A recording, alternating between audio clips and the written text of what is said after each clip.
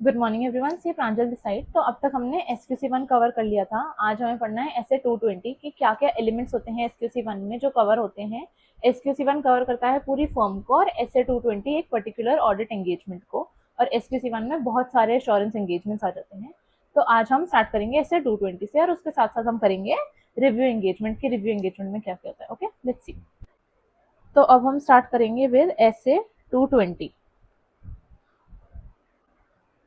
quality controls for an audit of financial statements।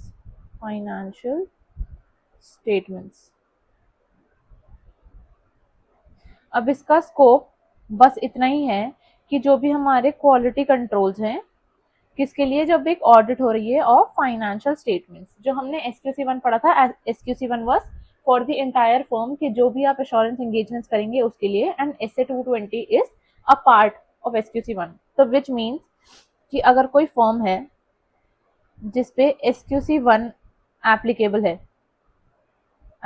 है उसी के लिए ही SA220 एप्लीकेबल होगा।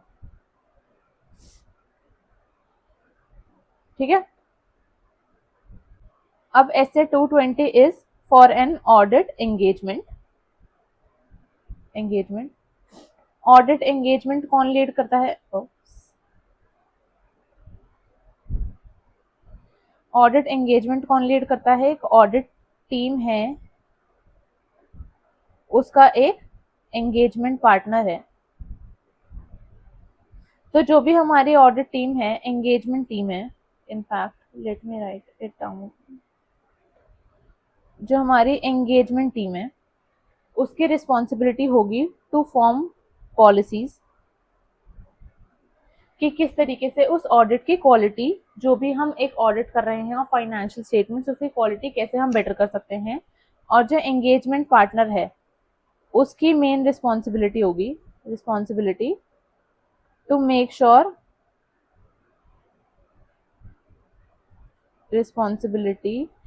मेक श्योर कि जो भी हम ऑडिट कर रहे हैं उसकी क्वालिटी बिल्कुल अप्रोप्रिएट और टॉप नॉच हो।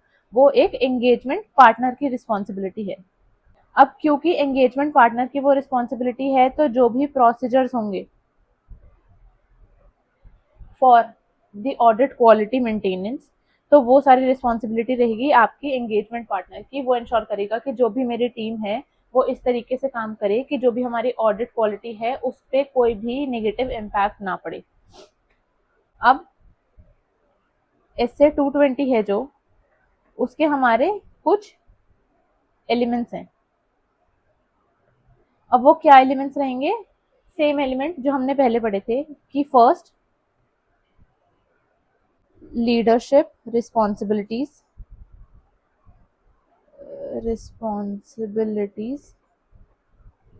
For quality on audits. Second, first जो हमारा लीडर है उसकी क्या रिस्पॉन्सिबिलिटी रहेगी ऑडिट में, उसके लिए। सेकंड, फिर क्या हम एथिकल रह पाएंगे या नहीं, एथिकल रिक्वायरमेंट है जो वो हम पूरी कर पाएंगे या नहीं। थर्ड, अगर हम एथिकली रिस्पॉन्सिबल रह पाएंगे, वो हम रिक्वायरमेंट पूरी कर पाएंगे, तो ही हम एक्सेप्ट करेंगे। Acceptance of and continuance of client relationships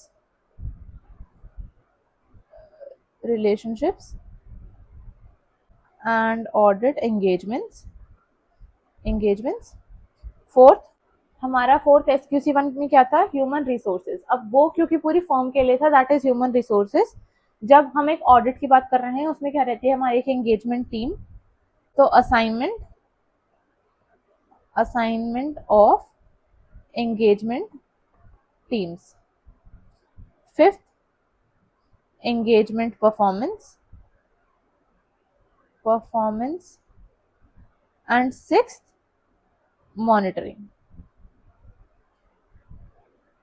बिल्कुल सेम एलिमेंट्स रहेंगे हमारे जैसे SQC1 में थे। हमने बहुत अच्छे से डिटेल में लास्ट वीडियो में देखा था कि क्या क्या एलिमेंट्स हैं, कैसे हमें उन्हें याद रखना है, उसके अंदर क्या क्या आता है। एक छोटी सी क्विक रिविजन कर लेते हैं हम, ताकि हमारा ऐसे 220 वाले एलिमेंट्स भी कवर हो जाएं। First of all, leadership responsibilities. तो लीडरशिप रिस्पॉन्सिबिलिटीज में पहली लीडरशिप रिस्पॉन्सिबिलिटी रहेगी कि जो भी लीडर है वो अपनी एंगेजमेंट टीम को बताए कि फर्स्ट किन किन चीज़ों की क्वालिटी अच्छी रहनी चाहिए, एंड सेकेंड कि क्वालिटी की इम्पोर्टेंस क्या है। फर्स्ट वो बताएगा, he will emphasise on the importance of, emphasise किस पे करेगा वो, एम्फेसाइज किस पे, on importance of, first first कि आपकी लीगल एंड रेगुलेटरी रिक्वायरमेंट्स पूरी हो रही है या नहीं, कि बाहर के जो भी लॉज हैं वो फॉलो हो रहे हैं या नहीं। सेकंड, कंपनीज की जो भी पॉलिसीज हैं, जो फर्म हाउस की पॉलिसीज हैं, जो हमने एंगेजमेंट टीम में पॉलिसीज बनाई हैं वो फॉलो हो रही हैं या नहीं। ये दोनों फॉलो होने के बाद थर्ड, कि जो भी हम रिपोर्ट दे रहे हैं टू द क्लाइंट कि उसकी ऑडिट क्वालिटी कैसी है। एंड फोर्थ, जो एंगेजमेंट टीम है अगर उसको लगता है कि कुछ क्वालिटी में इशू है तो क्या वो इस बात को उठा पा रही है किसी भी फियर के बिना, किसी भी इस चीज के बिना कि हमें इस ऑडिट में कोई इशू आएगा आगे जाके अगर हम ये पॉइंट उठाते हैं तो इस चीज का importance the leader will emphasise on, कि फर्स्ट ऐसा काम करना है, performing work which complies with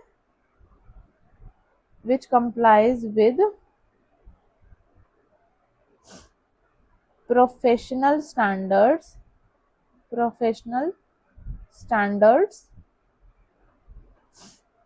and legal and regulatory requirements. Second, complying with firms quality control policies and procedures. Third, issuing reports that are apt, appropriate in the circumstances. And fourth, engagement team's ability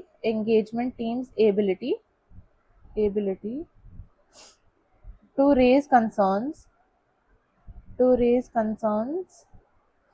without fear of reprisals.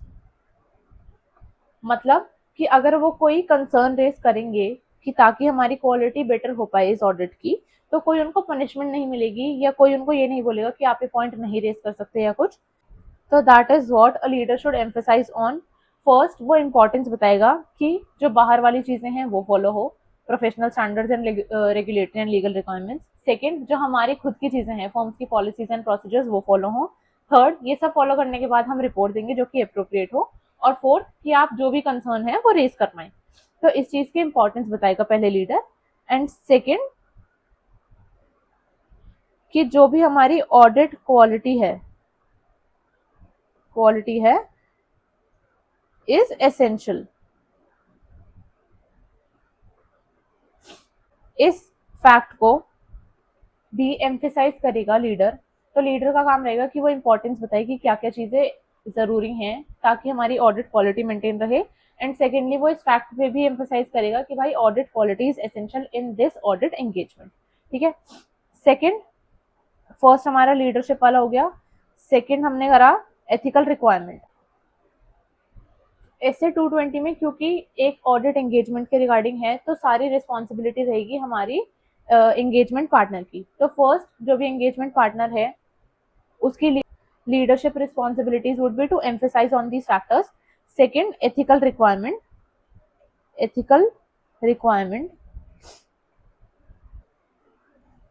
तो जैसे ही हमारी मान लो engagement team है और ये हमारा जो भी पार्टनर है, एंगेजमेंट पार्टनर, तो उसकी रिस्पॉन्सिबिलिटी रहेगी फर्स्ट टू इंश्योर कि ऐसा तो कोई एंगेजमेंट टीम में मेंबर नहीं है जो एथिकल रिक्वायरमेंट पूरी नहीं कर पा रहे हैं। अब हमने लास्ट वीडियो में क्या करा था, जो हमने पढ़ा था लास्ट वीडियो में वो ये था कि हम एथिकल क्यों नहीं रह पाएंगे, या तो हमारा कोई पर्सनल इंटरेस्ट है उस पर्टिकुलर ऑडिट एंगेजमेंट में, कोई हमारा रिलेशन है, या फिर कुछ लोन है जो उस कंपनी ने हमें दिया है, या हमने कुछ उनके शेयर्स में इन्वेस्ट कर रखा है।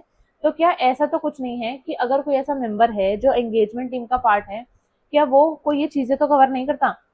तो ये वाली चीज एंगेजमेंट पार्टनर इंश्योर करेगा। सेकेंडली, अगर ऐसा कुछ है भी तो उसको एलिमिनेट या कम कैसे करा जा सकता है, ये रिस्पॉन्सिबिलिटी रहेगी of the engagement partner. He will ensure कि जो भी हमारी पूरी एंगेजमेंट टीम है वो एथिकली कंप्लाई कर पाए, जो भी हमने पॉलिसीज एंड प्रोसीजर्स बनाए हैं अपनी फर्म में उनसे कंप्लाई कर पाए।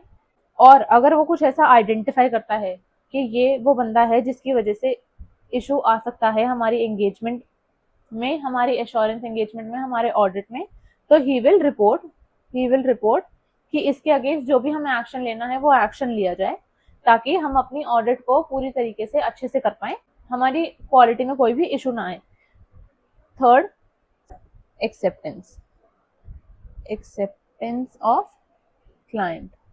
क्लाइंट, हमने जब SQC 1 करा था तो हमने बहुत अच्छे से देखा था, लेट मी, ये कि हम किस तरीके से डिसाइड करेंगे कि हमारे जो भी क्लाइंट हैं क्या हमें उनकी एंगेजमेंट एक्सेप्ट करनी चाहिए या नहीं, या अगर हम ऑलरेडी कर रहे हैं तो क्या हमें कंटिन्यू करना चाहिए या नहीं। उनकी हम इंटीग्रिटी कैसे देखेंगे, क्या हम कम्पिटेंट हैं या नहीं है वो करने के लिए, हम कंप्लाई कर पाएंगे या नहीं कर पाएंगे, ये हमने लास्ट वीडियो में बहुत अच्छे से देखा था। मैं नीचे भी उस वीडियो को मेंशन कर दूंगी, उस वीडियो का लिंक दे दूंगी।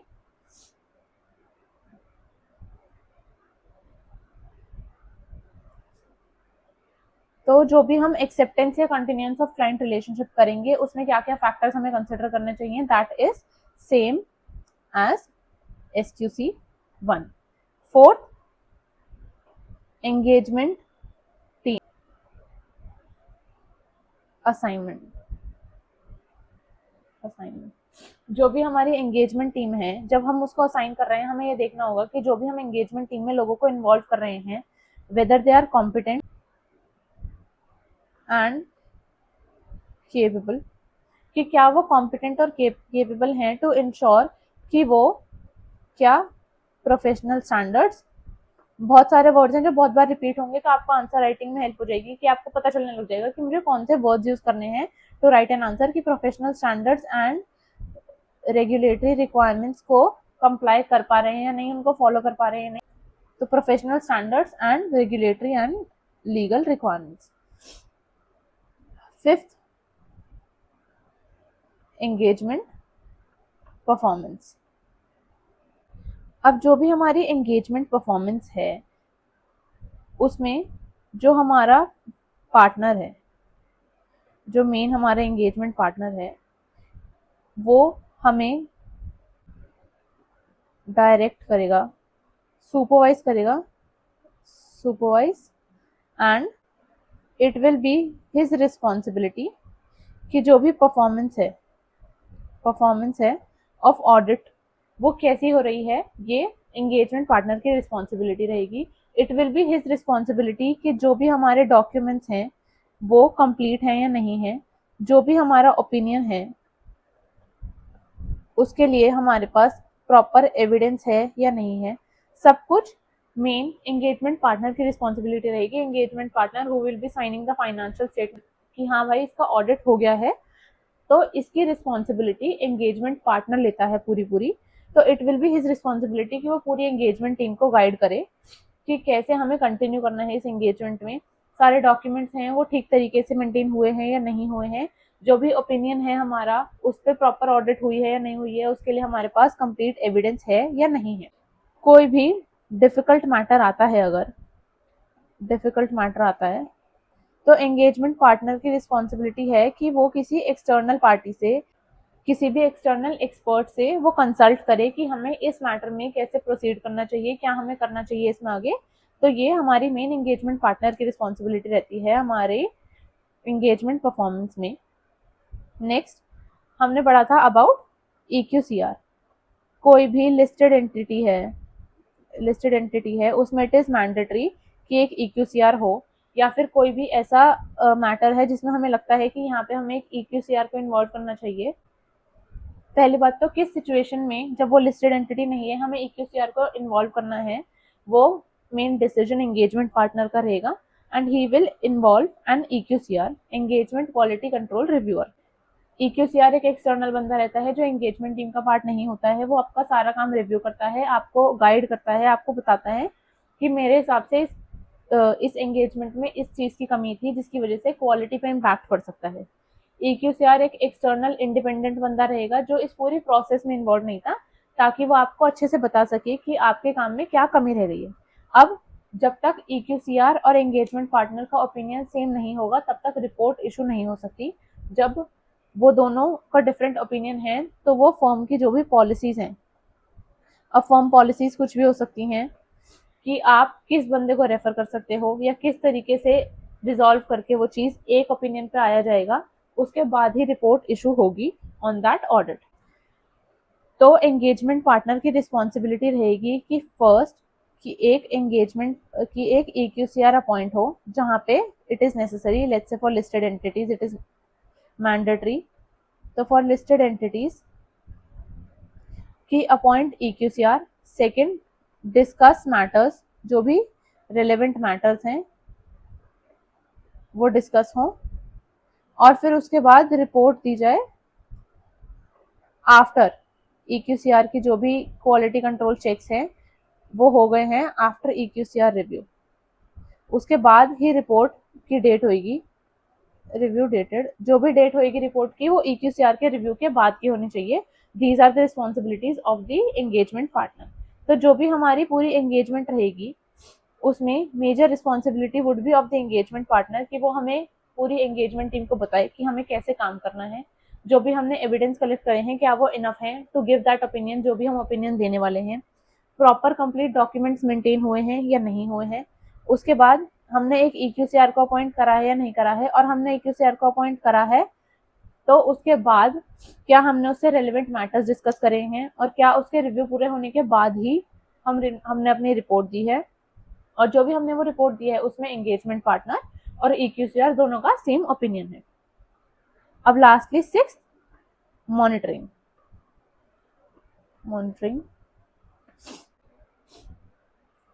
जो भी हमारा एंगेजमेंट पार्टनर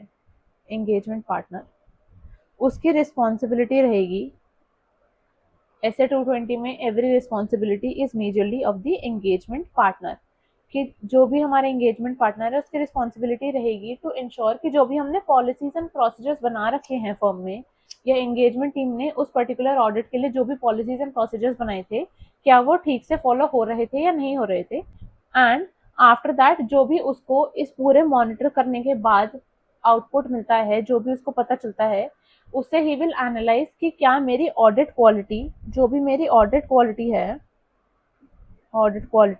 क्या उस पर कोई फर्क पड़ रहा है क्या, after I have analyse, after I have monitored कि क्या क्या चीजें हो रही हैं, जो भी मैंने पॉलिसीज एंड प्रोसीजर्स बनाए हैं वो फॉलो हो रहे हैं या नहीं हो रहे हैं। After that he will document क्या, फर्स्ट कोई इश्यूज तो नहीं थे, इश्यूज किसमें, टू कंप्लाई विद हमारी एथिकल रिक्वायरमेंट्स, कि जब भी हम एक ऑडिट कर रहे थे उसमें जो भी हमें एथिकल रहना था, जो भी हमारी एथिकल रिक्वायरमेंट्स थी उसको कंप्लाई करने में कोई इशू तो नहीं आया। सेकंड, वो अब डॉक्यूमेंट करेगा conclusions. Let me remove this. Conclusion किस किस के लिए, इंडिपेंडेंस, कि he will analyse everything, he will monitor everything, और फिर ये कंक्लूड करेगा कि जो भी इंडिपेंडेंस एक हमारी एंगेजमेंट में होनी चाहिए थी क्या वो थी या नहीं थी, जो भी डिस्कशंस हुए हैं रिगार्डिंग दैट इंडिपेंडेंस उसको ही विल डॉक्यूमेंट। सेकेंडली, जो भी हमारा एक्सेप्टेंस या कॉन्टिन्यूएंस था, एक्सेप्टेंस और कॉन्टिन्यूएंस क्लाइंट को लेके उसके रिगार्डिंग जो भी डिस्कशन हुई है उसका क्या कंक्लूजन निकला है, he will document that. And third, consultation, तो ये हमारा second, third and fourth point. जो भी हमारा एंगेजमेंट पार्टनर है वो मॉनिटर करेगा कि क्या हमारी एथिकल रिक्वायरमेंट्स कंप्लाई हो रही थी या नहीं हो रही थी, नहीं हो रही थी तो क्या इश्यूज आ रहे थे। सेकंड, जो भी हमारे इंडिपेंडेंस से रिगार्डिंग डिस्कशन हुआ है with in the engagement team, उसका क्या कंक्लूजन निकला है। थर्ड, कि जो भी हमारी एक्सेप्टेंस या कॉन्टिन्यूंस ऑफ क्लाइंट रिलेशनशिप, उसके रिगार्डिंग जो भी डिस्कशन हुआ है उसका क्या कंक्लूजन निकला है। एंड फोर्थ, अगर हमने कोई कंसल्टेशन ली है रिगार्डिंग दैट ऑडिट एंगेजमेंट, उसका क्या नेचर या स्कोप था और उसका फिर क्या कंक्लूजन निकला जो भी हमने वो कंसल्टेशन ली। इस सब को डॉक्यूमेंट करेगा एक हमारा engagement partner, so that he can monitor कि क्या हमारी ऑडिट की क्वालिटी पे इससे कोई इम्पैक्ट पड़ता है या नहीं पड़ता है। जो भी हमारी पॉलिसीज एंड प्रोसीजर्स हैं वो फॉलो हुए हैं ना। Policies and procedures can be regarding हमारी एथिकल रिक्वायरमेंट्स या हमारे इंडिपेंडेंस, या हम कैसे क्लाइंट को एक्सेप्ट करेंगे, या हम कंसल्टेशन लेंगे तो किन टॉपिक्स पे लेंगे और किस तरीके से उसको कंक्लूड करा जाएगा। ये सब की रिस्पॉन्सिबिलिटी रहेगी हमारी एंगेजमेंट पार्टनर की। अब I would want you to watch the previous video also, अगर आपने नहीं देखी है तो उससे आपको ये सारे पॉइंट्स याद हो जाएंगे। हर पॉइंट के लिए मैंने एक एग्जाम्पल दिया है प्रीवियस वीडियो में कि कैसे कैसे आपको ये याद रखना है, कैसे कैसे आपको पूरा फ्लो याद रहेगा इसका। एक बार आपको SQC 1 हो जाएगा तो SC 220 आपको अपने आप आराम से याद हो जाएगा, and it is very important for your exams. तो आई वुड हाईली रिकमेंड कि आप एक बार प्रीवियस वीडियो भी देख लो। इसमें मैंने आपको एक रिविजन टाइप करवा दिया है, लेकिन प्रीवियस वीडियो में एक आपका इन डिटेल था कि आप कैसे इसको याद रखेंगे। अब एक बहुत छोटा सा टॉपिक था जो हमारा रह गया था, विच वॉज रिव्यू एंगेजमेंट्स। अब कौन से रिव्यू एंगेजमेंट्स होते हैं पहले वो मैं आपको बता देती हूँ, फिर आई विल एक्सप्लेन कि किसमें क्या होता है। SRE 2400 and SRE 2410, engagement to review historical financial info, and second, review of interim financial info prepared by independent auditor of the entity। अब एक रिव्यू एंगेजमेंट जो होती है उसका scope is much lower than an audit engagement. Review engagement में क्या होता है कि जो भी हम एश्योरेंस देने वाले हैं एक ऑडिट में, वी गिव रीजनेबल एश्योरेंस, एक रिव्यू में वी गिव लिमिटेड एश्योरेंस। अब जो भी हमारे प्रोसीजर्स होते हैं वो एक रिव्यू में कम होते हैं एज कम्पेयर टू ऑडिट, जिसकी वजह से जो भी हम एश्योरेंस दे रहे हैं in a review engagement that is lower when we are comparing it to an audit. दोनों में फाइनेंशियल स्टेटमेंट्स का ही रिव्यू या ऑडिट होता है। जो भी हम चेक कर रहे हैं वो फाइनेंशियल स्टेटमेंट से ही होता है, लेकिन when it comes to a review उसमें हम कम प्रोसीजर्स करते हैं, एक लिमिटेड एश्योरेंस दे दी जाए, बस इतना ही हम एक एविडेंस कलेक्ट करते हैं। जो भी एविडेंस होंगे that will also be somewhat lower when we do a review, और जब हम एक ऑडिट कर रहे हैं the evidence would be much higher, क्योंकि उसमें हमें एक reasonable high level of assurance देनी है कि जो भी फाइनेंशियल स्टेटमेंट्स में इंफॉर्मेशन है that is giving a true and fair view. But when it comes to a review तो हमारा स्कोप थोड़ा कम हो जाता है, हमारी एश्योरेंस थोड़ी कम हो जाती है। तो उसी हिसाब से जो भी हमारी अप्रोप्रिएटनेस है ऑफ एविडेंस वो चेंज हो जाती है when it is about a review और when it is about an audit. अब अदर देन दीज, ये हो गए हमारे ऑन दी फाइनेंशियल स्टेटमेंट्स जो बनी होती है हमारी हिस्टोरिकल इन्फो पे। अब sometimes we review a prospective financial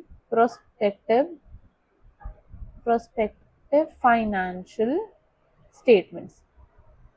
अब what is a prospective financial statements?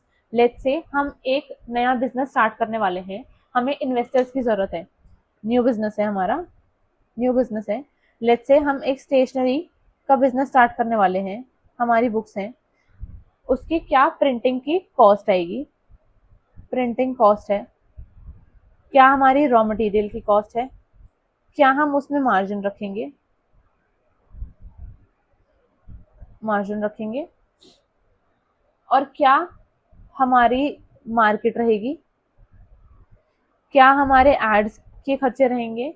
इस सब का हम एक आइडिया लगाते हैं। Based on that idea, based on that assumptions, उन एजम्पशंस के बेसिस पे हम एक फाइनेंशियल स्टेटमेंट्स प्रिपेयर करते हैं। फाइनेंशियल स्टेटमेंट्स, जो इन एजम्पशंस के बेसिस पे फाइनेंशियल स्टेटमेंट प्रिपेयर होती है, that is a prospective financial information. अब हम ऐसी इन्फॉर्मेशन बनाएंगे क्यों, हम क्यों ऐसी प्रोस्पेक्टिव फाइनेंशियल स्टेटमेंट्स बना रहे हैं।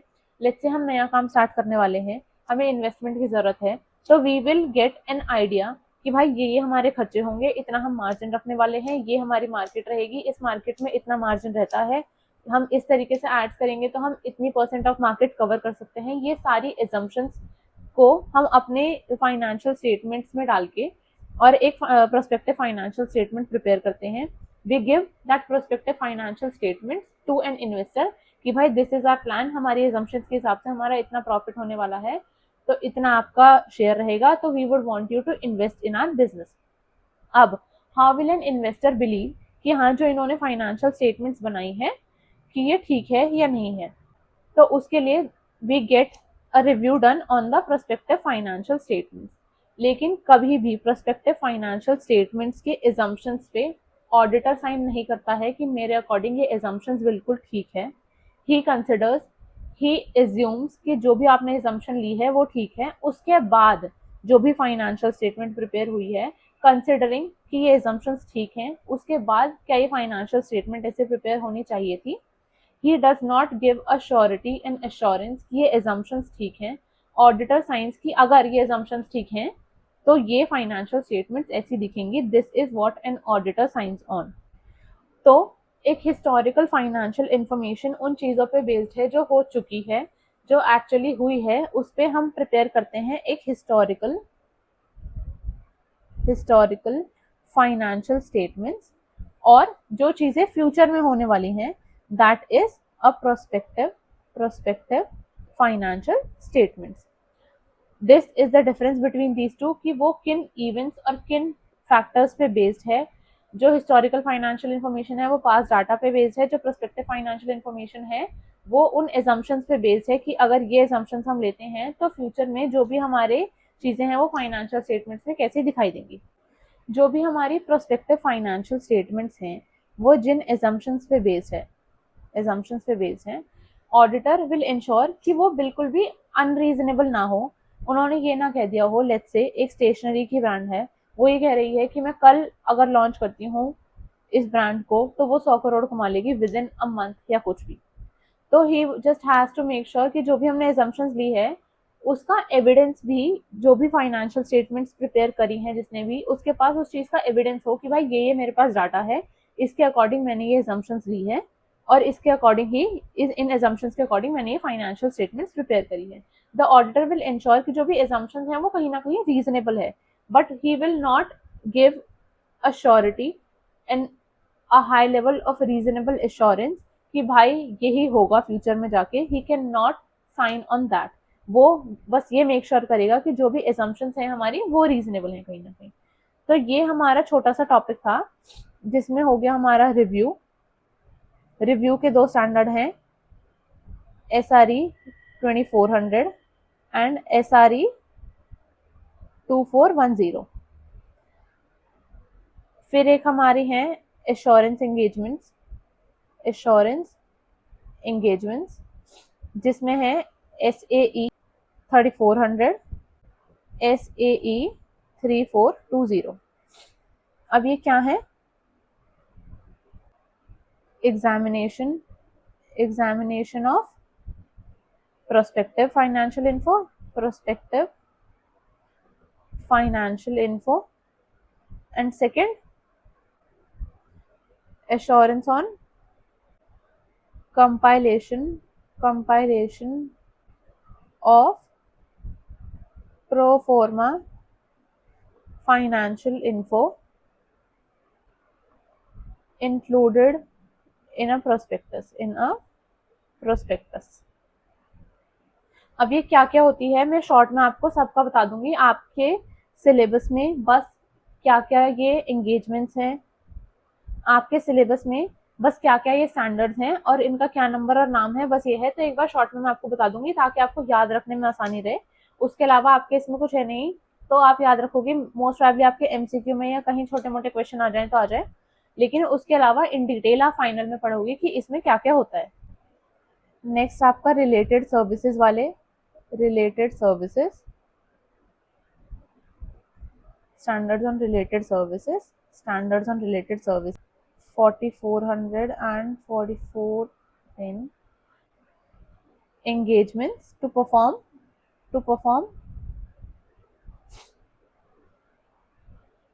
agreed upon procedures regarding financial info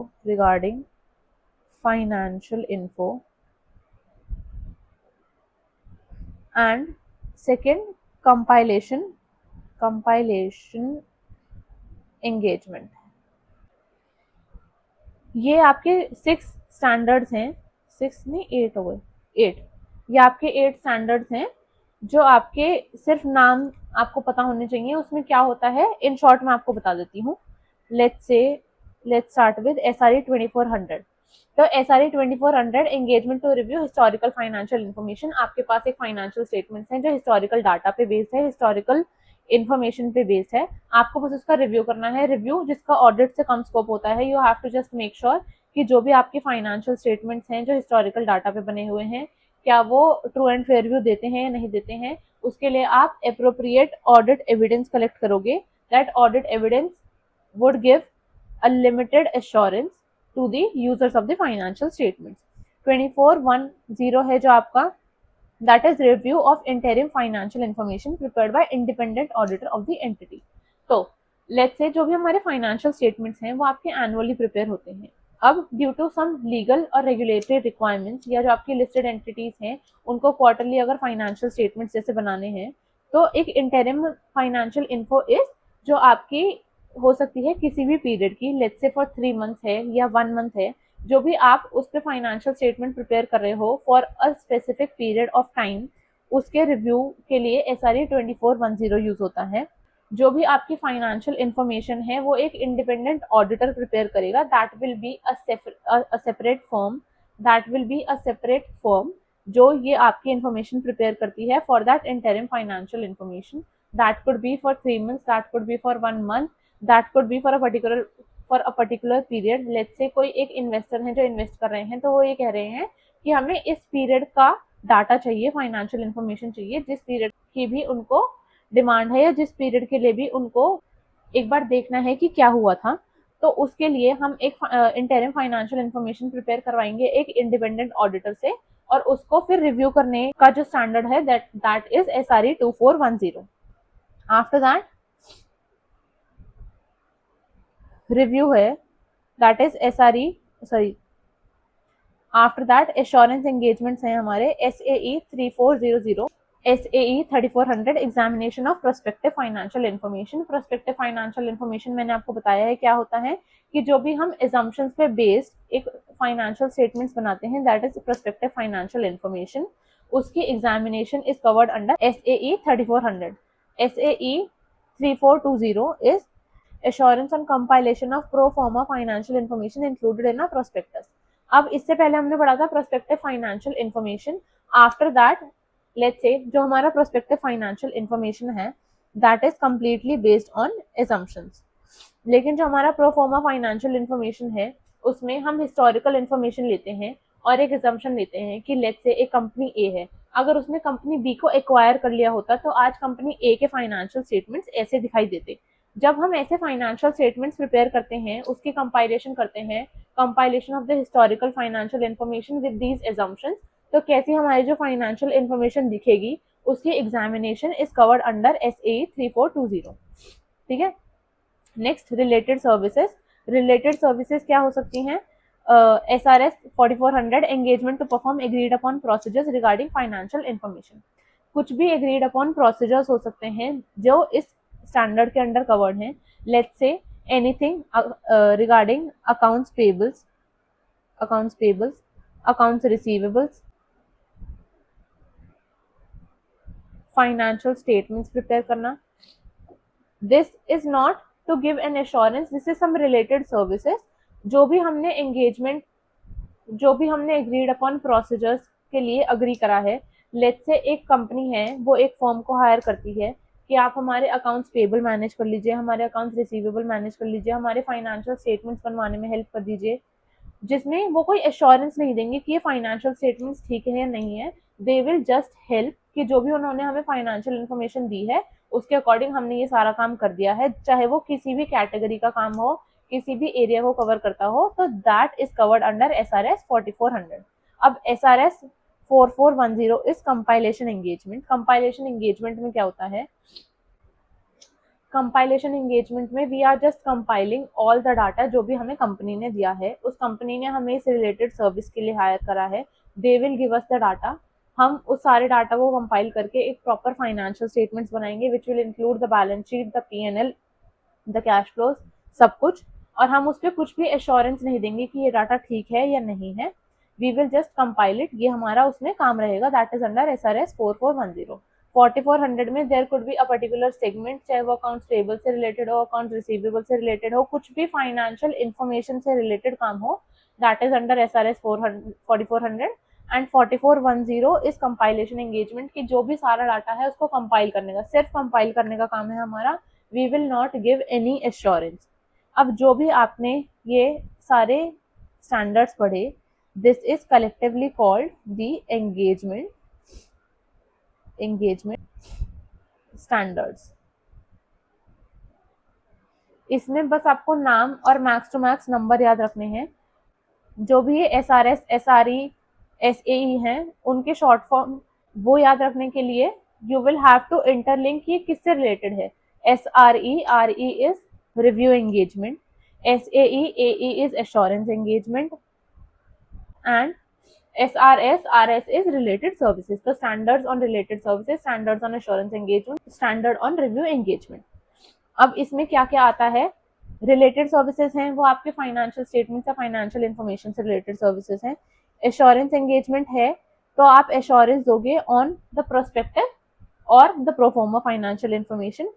जो भी रिव्यू वाली चीजें हैं वो आपकी हिस्टोरिकल इंफॉर्मेशन पे रिव्यू है या फिर इंटरिम फाइनेंशियल इंफॉर्मेशन पे। How you will bifurcate all this is, जो भी रिव्यू है वो सिर्फ और सिर्फ आपकी हिस्टोरिकल फाइनेंशियल इंफॉर्मेशन पे है, चाहे वो कंप्लीट हिस्टोरिकल फाइनेंशियल इंफॉर्मेशन हो या आपकी इंटरिम की पीसेस में डिवाइडेड हो। ठीक है, जो भी आपकी एश्योरेंस वाली है दैट इज इधर कंप्लीटली ऑन द एजम्पशंस या फिर एजम्पशंस हिस्टोरिकल इंफॉर्मेशन के साथ मिली हुई। और जो भी आपकी रिलेटेड वाली हैं, रिलेटेड सर्विसेज, उसमें कुछ भी एश्योरेंस रिलेटेड नहीं है, आप कुछ भी श्योरिटी नहीं देते हो, आप कोई ओपिनियन नहीं देते हो, आपको जो भी सर्विसेज दी गई आप कुछ सर्विसेज दे रहे हो बस जो कि फाइनेंशियल इंफॉर्मेशन से रिलेटेड है। वो अकाउंट्स पेएबल से हो, अकाउंट्स रिसीवेबल से हो, फाइनेंशियल स्टेटमेंट से बनाने हो, that is what SRS is. तो यहाँ पे आपका chapter 1 and chapter 11 according to the ICAI module खत्म होता है। नेक्स्ट अब हम अगली वीडियो में मिलेंगे। Okay bye.